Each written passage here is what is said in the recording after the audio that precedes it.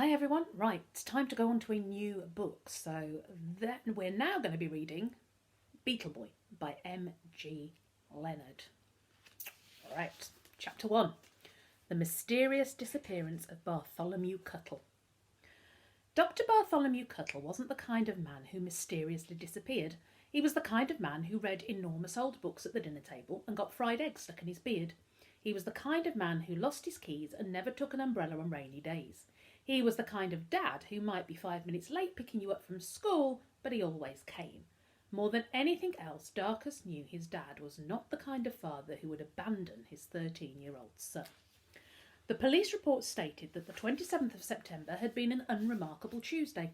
Dr. Bartholomew Cutter, a 48-year-old widower, had taken his son, Darkus Cutter, to school and gone on to the Natural History Museum, where he was Director of Science.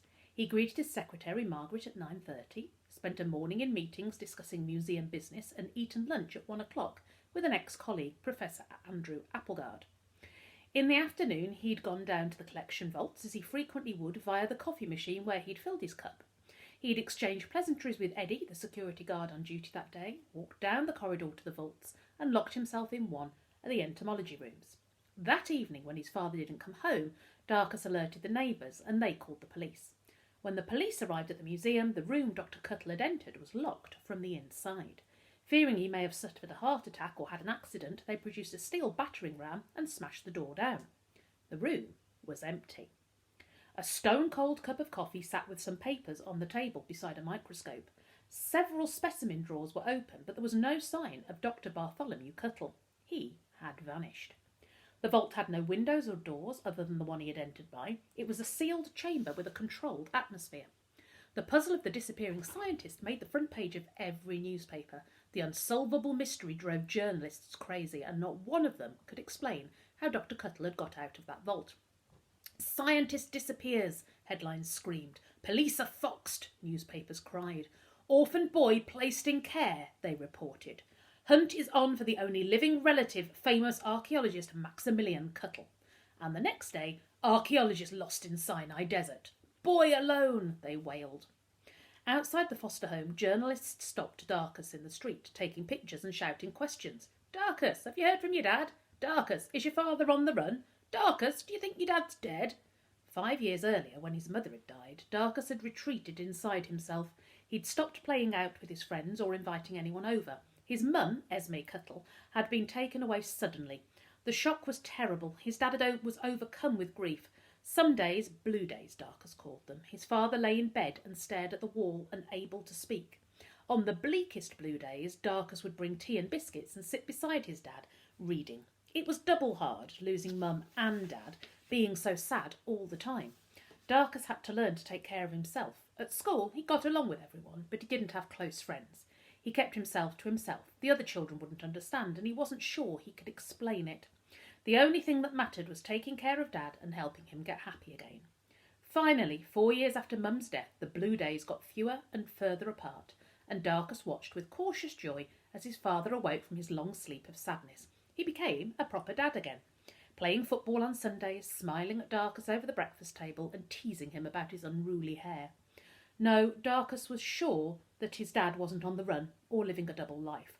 Something else had happened in that vault, and that made him sick to the stomach with fear, because he couldn't think what that something else could possibly be.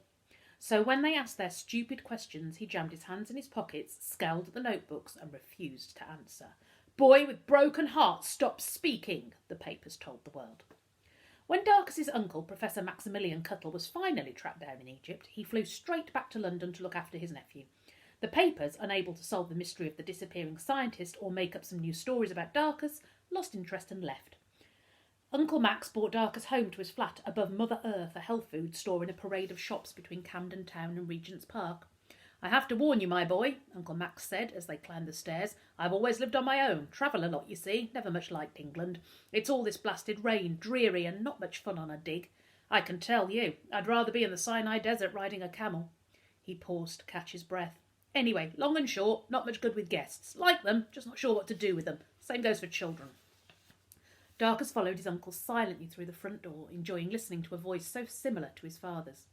Kitchen, Uncle Max first pointed to a bright orange room on his left, and then up some stairs to his right. Living room. As they passed the living room, Darkus stared at a series of long-faced wooden masks hanging on the midnight blue walls, and they stared back at him. Climbing another flight of stairs to the second floor, they arrived outside Uncle Max's bedroom and a large pink bathroom. Because I work abroad most of the year, the university won't give me an office, so this is my office as well as my home, Uncle Max said as they climbed a third flight of stairs into the loft. And up until now, the room you'll be sleeping in has been my filing cabinet. When they reached the low-ceilinged landing of the third floor, Uncle Max leant against the wall and made a show of being tired. Pulling a handkerchief from his shirt pocket, he nudged up his safari hat with the swollen knuckles of his right hand and mopped his tanned, leathery forehead. Phew, he grimaced. Whatever you do, don't get old, lad. Lord only knows how I'll make it back down. You may have to carry me. He chuckled heartily to show he was joking, but when Darkus failed to join in, he smiled sadly and shook his head. You might look like your mother, but you're Barty through and through. Esme would always laugh at my jokes, especially the unfunny ones. Darkus tried to be polite and smile, but it came out like a grimace. Conscious of Uncle Max studying him, he hugged his oversized green jumper to his body and looked down to see his scruffy jeans were torn at the knee. Because of his dark skin, hair and coal-black eyes, people said he had his mother's Spanish looks, but when he thought of Mum, it was her wide smile that filled his head. His mouth was shaped like hers, but when he realised his smile made Dad sad, he stopped doing it. What happened to your hair? They shaved it off at the foster home. Darkus rubbed his hand over the stubble. He didn't want to tell his uncle about the bully who'd shaved a stripe into his hair on his first night in that unfamiliar house. There were nits, he muttered. I see. Sensible precaution, I suppose. Uncle Max frowned, returning his handkerchief to his pocket. Righty-ho. He pointed at the door in front of them. That's a toilet. Then he walked along the landing. And this is your room. Uncle Max gave Darkus an apologetic grin before pushing the door open. Ta-da! A piece of paper covered in scribbled notes floated into the hall and landed at Darkus's feet. The room was tiny.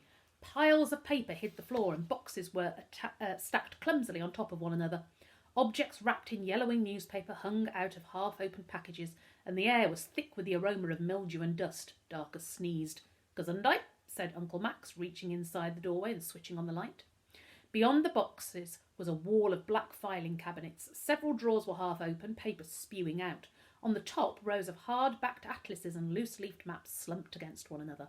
Darkus noticed a skylight in the roof. Its external pane spread so thick with grime that it filled the room with shadows.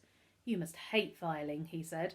Well, yes, I suppose it has been some years, Uncle Max coughed. Come to think of it, I'm not sure when I last came up here. It might have been before you were born.